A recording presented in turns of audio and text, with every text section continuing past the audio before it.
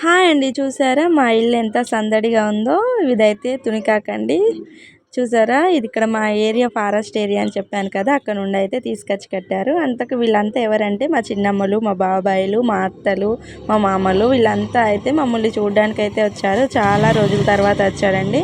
చూసారా పిల్లలు ఎంత సరదాగా ఆడుకుంటున్నారో. మా ఇల్లు అయితే సందడి సందడిగా మారిపోయింది. ఎంత సందడిగా ఉందంటే చాలా సందడి, చాలా హ్యాపీగా ఉంది నాకైతే. మా బాబాయ్ అయితే చూసారా వంట చేస్తున్నాడు. మా బాబాయ్ వంటలు చాలా బాగా చేస్తాడు. అందుకే ఎక్కడికి వెళ్ళినా వంట డ్యూటీ ఫస్ట్ మా బాబాయ్ తీసుకుంటాడు. మా పెళ్ళై 7 సంవత్సరాలు అవుతుందండి. మా పెళ్ళి అప్పుడు వచ్చారు, మళ్ళీ అందరూ ఇప్పుడు వచ్చారు. వంట చేసిన తర్వాత మేమందరం అయితే ఇలా కూర్చొని భోజనం అయితే చేసాము.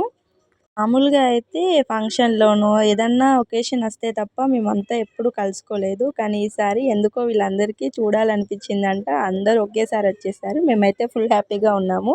ఇంతకుముందు తెంపిన తునికాకైతే ఇలా కట్టెలు పట్టి పెట్టారండి. దీనితో అయితే బీడీలు చేస్తారు. మీకు ఎవరికైనా తెలిస్తే కామెంట్ చేసి చెప్పండి.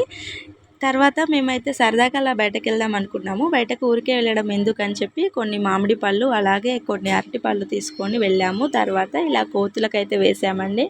మేమైతే ఫుల్ హ్యాపీగా ఉన్నాము. అవి వాటిని చూసుకుంటూ చాలా ఎంజాయ్ చేసాము మేమైతే. మా బాబాయ్ ఆటో తీసుకురావడంతో మాకైతే తిరగడానికి ఏ ఇబ్బంది లేకుండా ఎటంటే అటు ఆటోలో అయితే వెళ్తున్నాము. ఎక్కడికి కావాలంటే అక్కడికి సరదాగా తిరుగుతున్నాము. వెహికల్ ఛార్జీలు కూడా మాకు ఏమీ లేవండి. మా బాబాయ్ ఆటోలోనే ఎక్కడికంటే అక్కడికి వెళ్ళిపోతున్నాము. ఇలా కోతులకు ఆహారం వేయడం అయితే మాకు చాలా బాగా అనిపించిందండి.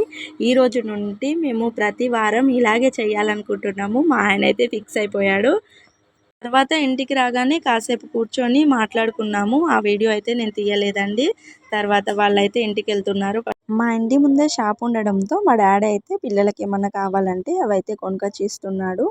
మా కుటుంబంలో అందరు ఇక్కడే ఉన్నారండి. మా చెల్లి రాలేదు. మా చెల్లి మిస్ అయింది. ఇంకా నేను కూడా వీడియో తీస్తూ ఉండడం వల్ల మిస్ అయిపోయాను. వీళ్ళంతా వెళ్తుంటే అయితే చాలా బాధేసిందండి. ఇంకా 2 రోజులు ఉంటే బాగుండు అనిపించింది.